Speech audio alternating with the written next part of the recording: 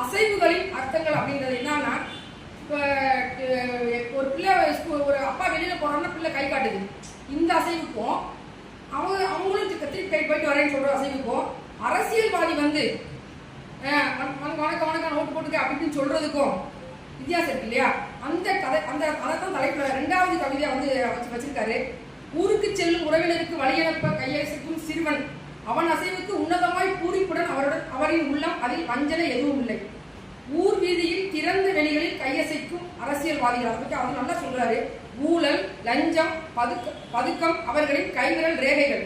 அதாவது அப்படி சொல்லிட்டு, நாட்டை நல்வழிப்படுத்த எவர் முன்வாருவார்களோ அன்றுதான் உண்மையான இதெல்லாம் வந்து இடையில சொல்றேன், முழுசா கவிதையை வாசிக்கிறேன், நீங்க முழுசா வாசிக்கிறீங்க.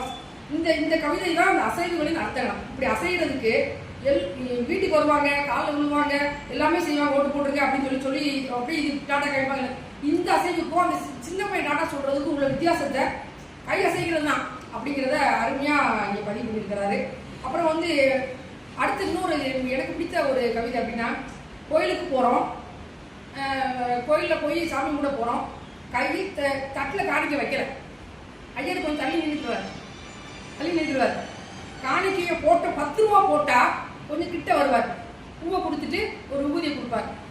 அதுவே இன்னும் ஒரு 100 ரூபாய் கொடுத்தா அந்த சாமிக்கு அடுத்தவங்க போட்ட மாலை, சாமிக்கு போடணும்னு அடுத்தவங்க போட்ட மாலை, அந்த மாலை எடுத்து நம்ம கையில கொடுத்துருவார்.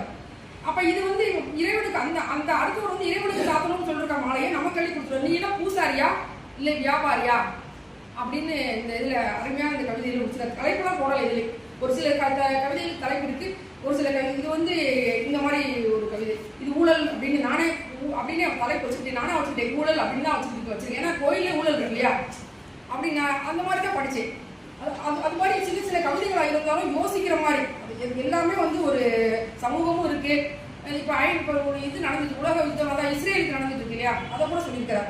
ஐநா இருக்கிறது, அமைதி படையும் இருக்கிறது, இஸ்ரேல் இருக்கிறது, ஹமாஸும் இருக்கிறது, போரும் இருக்கிறது, நாமும் இருக்கிறோம் அப்படின்னு முடிச்சிட்டாரு. அப்ப அந்த மாதிரி ஒரு சமூக சிந்தனை நிறைய இருக்கு.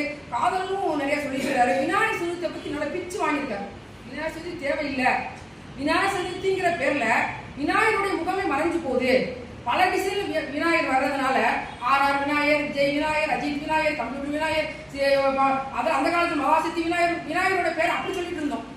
விநாயகர் வந்து கணபதி அந்த இது அப்படி இப்படின்னு சொல்லிட்டு இருந்தோம். இப்ப எல்லாமே விநாயகர் எதற்காக இவருக்கு விழா எடுக்கிறார்கள் எதுவுமே தெரியல. இறை பக்திலாம் இவங்களுக்கு இல்லவே இல்லை. எல்லா விநாயகர் ஊர்வலத்திலையும் பாடலும் ஆடலும் குடியும் அதுதான் இருக்கு. இது வேற உண்மையில இது இல்ல, இதெல்லாம் தேவையில்லை. இது வந்து நீர்நிலையில எல்லாத்துலயுமே வந்து மாசாகுது. இப்ப அவ்வளவு விநாயகரை கலைக்கிறாங்க அப்படிங்கிறதெல்லாம் சொல்லிட்டு செல்வ விநாயகர் அப்படின்னு, அதாவது செல்ஃபி விநாயகர் அப்படின்லாம் ஒரு போட்டுக்கிட்டு அதுல வந்து இந்த நடிகர்களை சொல்லி இவங்க விநாயகர் அவங்க விநாயகர் என விதவிதமான விநாயகர் எல்லாமே வந்திருக்கிறார்கள். இன்னைக்கு உண்மையான விநாயகருக்கும் மறந்தே போச்சு எனக்கு அப்படின்னு முடிச்சிருக்காரு. இந்த கவிதை 2 பக்கம் எழுதியிருக்காரு. நான் கடைசியில 4 வரி சொல்லி இந்த மாதிரி ஒரு அருமையான கவிதைகளை சின்ன சின்ன கவிதைகளா இருந்தாலும் பெரிய கவிதையாகவும் 2 பக்கம் 3 பக்கத்துக்குலாம் வந்து கவிதை எழுதியிருக்கிறாரு. எனக்கு பிடித்த கவிதைகளும் இந்த மாதிரி ஊழல், இந்த மாதிரி இந்த கோயிலில் போய் கட்டுப்போம் காசு கொடுத்து இது பண்றது, இதெல்லாம் வந்து நமக்கே தோணுது. இதை எப்படி சாமியை போய் நீ கூடுற, வீட்டுல இருந்து கூட்டிக்கலாம்ல அப்படின்னு தோணும். இல்லை சாமி நிச்சயமா சாமி யார்ட்டையும் எந்த இதுவும் வாங்கக்கூடாதுன்னு சொல்லுவாரு. அப்படிப்பட்ட சூழ்நிலையில போய் கிட்ட போட்டு அடுத்தவங்க வந்து சாமிகிட்ட மாலை இருக்கட்டும், மாலை வந்து கடைசி வரைக்கும் சாயந்தரம் வரைக்கும் சாமிகிட்ட இருக்கட்டும் நினைச்சிட்டு இருக்கும் போது அந்த சாமிக்கு போட்ட மாலை எடுத்து இவர் கொடுத்துடுறாரு. பூசாரி 100 ரூபா வாங்கிட்டு வியாபாரம் தானே பண்றாரு அப்படிங்கிற சமூகத்தினுடைய அவலங்களை எழுதியிருக்கிறாரு இல்லையா. அதனால இந்த புத்தகம் வந்து எனக்கு ரொம்ப பிடிச்சிருந்துச்சு. அதனால படித்தது நீங்களும் வாங்கி படிங்க என்று சொல்லி கேட்டுக்கொண்டு வாய்ப்பளித்து